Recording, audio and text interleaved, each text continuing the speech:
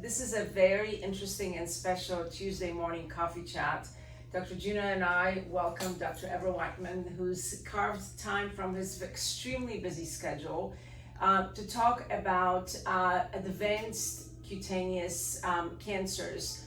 We've talked through May about diagnosis and treatment of skin cancer that we deal in our clinic day to day.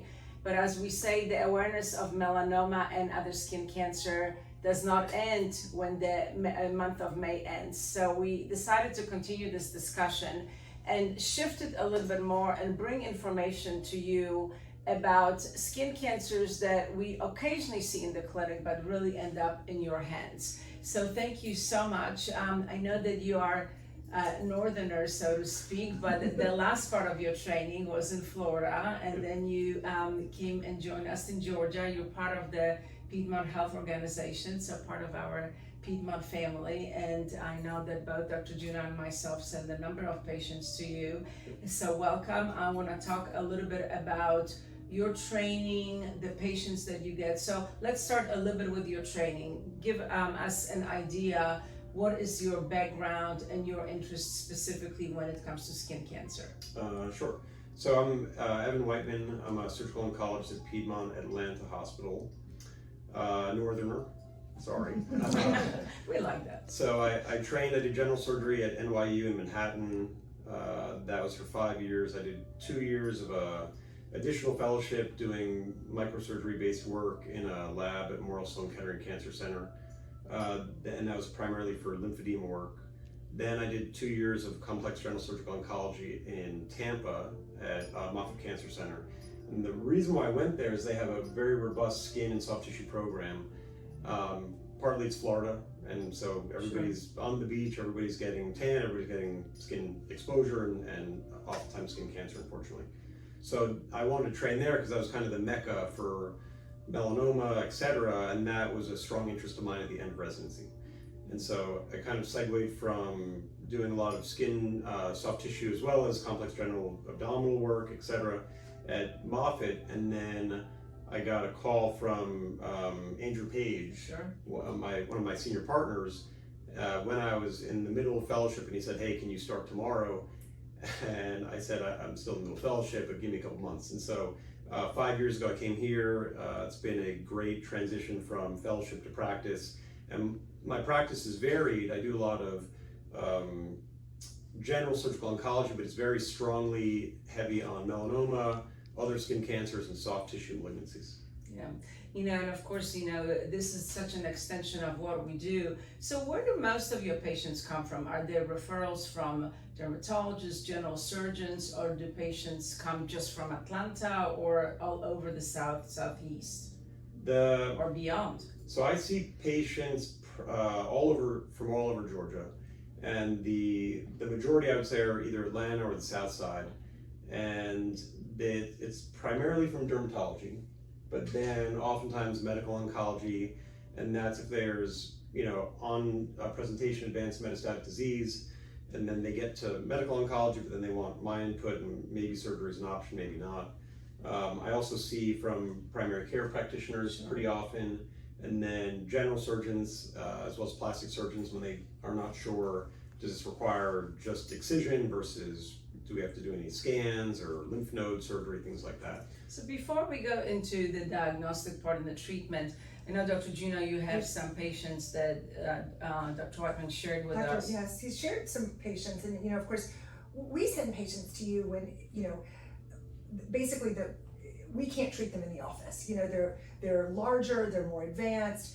They require lymph node evaluation at the time of treatment. So we're so thankful for the services that you offer our patients, and great to work together. These are some cases that Dr. Weitman has shared with us, just for examples of advanced skin cancers. This is an advanced basal cell carcinoma. Correct. These are high-risk squamous cell carcinoma, much larger than we typically just see in the office. But just some great examples of these type of very difficult cases that are taken care of by Dr. Weitman in the operating room setting. So let's kind of break it down. I think that these are photos of skin cancers that most of our patients really don't think that that's how these can advance and present, kind of a little bit more of an everyday presentation for you. So let's talk about these advanced cutaneous cancers. What is the most common approach for basal cell squamous cells and melanoma? And I know, of course, it differs depending on the diagnosis and presentation. So let's start with basal cell. So for basal cell cancer, that's very common, typically secondary to UV exposure. Those patients, if they have a small lesion, they come see you guys, it's usually amenable to an office-based procedure, wide local excision, and it's done, they go home. When they get significantly larger, that's where I oftentimes will utilize medical oncology's help first, and then put them on medications called a hedgehog inhibitor, and then we can dramatically shrink those tumors down. And then once they get shrunk down, that's when I go in and do an excision in the operating room. Usually the excisions are still pretty large, but for example, I've had patients where they have a basal cell in their face, that tumor is going through the skin into the deeper structures, into it's called the parotid gland or other deeper structures in the face, and that's going to be a very morbid surgery. So in those cases, if I can shrink it down with medicine, then I can go in and kind of do a cleanup with a smaller, less morbid surgery at the end of the day. What's the typical length of time that you would put the patient on the oral medication? So for basal cell, for a hedgehog inhibitor, it's typically about 6 months. And then they usually plateau in terms of response at about 6 to 8 months. So I have them come in, get started on a hedgehog inhibitor, come back 3 months later, make sure it's working, come back another 3 months later, make sure it's almost resolved. And at that point, I plan for surgery about 4 weeks later. What about squamous cells? So squamous cell is interesting. That picture that you showed there of that large squamous cell in the arm, those are not susceptible or not vulnerable to hedgehog inhibitors. They require a different modality of therapy, and that's usually immunotherapy. And this is maybe 6, 7 years in the making, where we've really targeted borderline resectable to locally advanced unresectable squamous cell with immunotherapy. And that's an IV medication you typically get every 2 to 3 weeks. That again is done by medical oncologists. So I have a very strong relationship with medical oncologists that specialize in skin cancer. And then we'll kind of go back and forth. Well, is this something surgical? Is this something maybe amenable to immunotherapy? In those cases, I typically have patients on immunotherapy for months.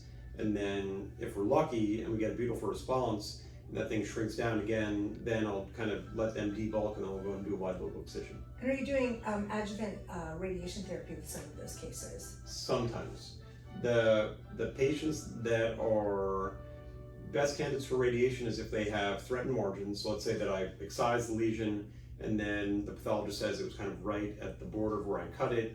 A lot of times it's challenging because let's say it's a scalp lesion, you can kind of only go just to right above the skull.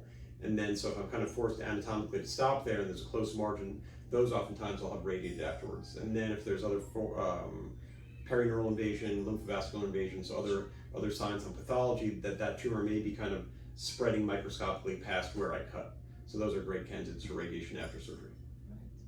Then, of course, the big one, the one that scares everyone, although the other ones are very important as well, but melanoma. So talk a little bit about the newest diagnostic tools and then the newest surgical and non-surgical approach for melanomas.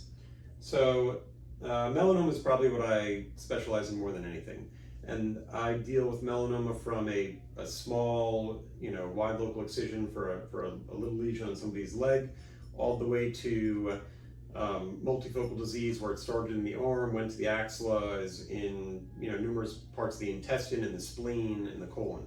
And so I'll do the full kind of range of all that surgery, including the colon surgery, the small bowel surgery, sometimes it's in the adrenal gland. I do adrenal gland surgery as well. And the nice thing about my training is I'm able to kind of go into all the different organ spaces. So wherever cancer goes, unless it's really in the chest or in the head, for the most part, I can kind of go after it. So starting kind of from an early melanoma, that's a wide local excision. If it gets to be a bit deeper, then I typically check lymph nodes. If it's already gotten to lymph nodes, then that's where we really start doing more imaging, PET scans, make sure this thing hasn't spread other places. The biggest shift that happened really within the past year is that when we see patients that had stage 3 melanoma, meaning there's a lesion and there are positive lymph nodes, let's say on exam or on some kind of imaging study, those patients usually would get excision of the lesion and then all the lymph nodes removed in that lymph node station, and that's called a lymphadenectomy. The data over the last year has shifted, so now stage 3, we're treating upfront with immunotherapy, similar to with squamous cell carcinoma, different agents but same concept. And those patients are actually now benefiting from, and this again is in evolution. Right now you're doing 3 cycles of immunotherapy, then surgery, and then more immunotherapy. In a year I wouldn't be surprised if it's 6 cycles of immunotherapy to really try to get these things as eradicated as possible medically. When I was a med student, however many years ago that was, I thought I wanted to be a surgical oncologist. I was talking to a surgical oncologist. I still remember, he said, kid, what are you doing? You picked the wrong field. By the time you're a surgeon, there's going to be a pill and IV medication for every cancer out there, and you're going to be out of a job. Right. And I told him, I said, sir, I hope you're right, but I'm feeling I may still have work to do. And then however many years later, here I am, and but I think your point is well taken with these sort of systemic therapies. When cancer gets to this point, we're really treating systemic disease. And so getting the immune system revved up to sort of fight, and then you going in and taking out this primary lesion is, the benefit of the patient. Yeah. And I think, like you said, the hope is there. I don't think you'll be out of the job. But if we can minimize the excisions and minimize the areas that you're treating, I think that's of great benefit to the patient. Yeah.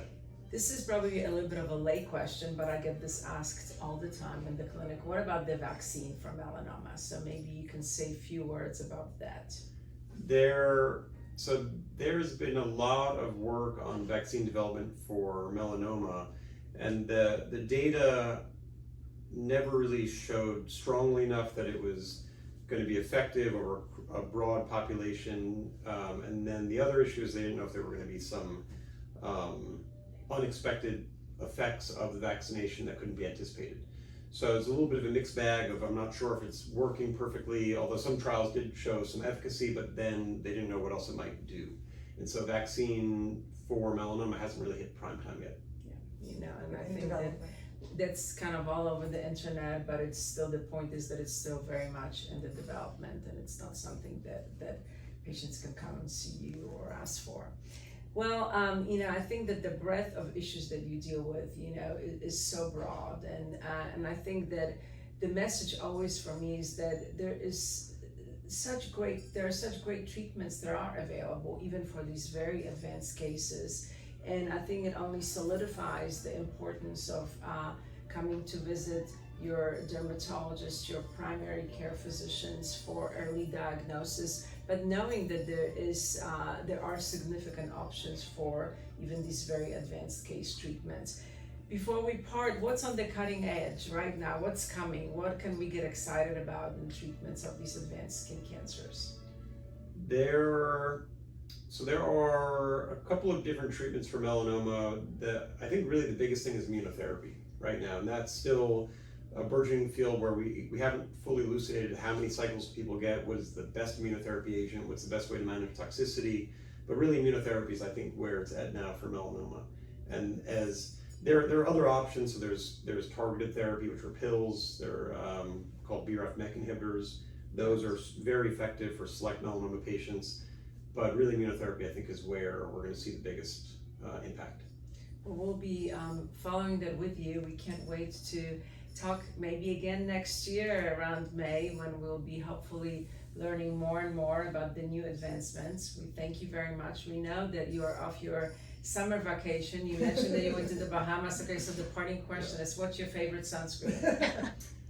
So when I was at Moffitt, one of my old bosses, Dr. Zager, I loved his answer to this. So every patient would come and they'd say, all right, Dr. Zager, which sunscreen should I use? Should I use SPF 30, 50, 70, Neutrogena? And then he said, the best sunscreen is the one that you're going to use. There you go. You heard it from the experts, so make sure you use one.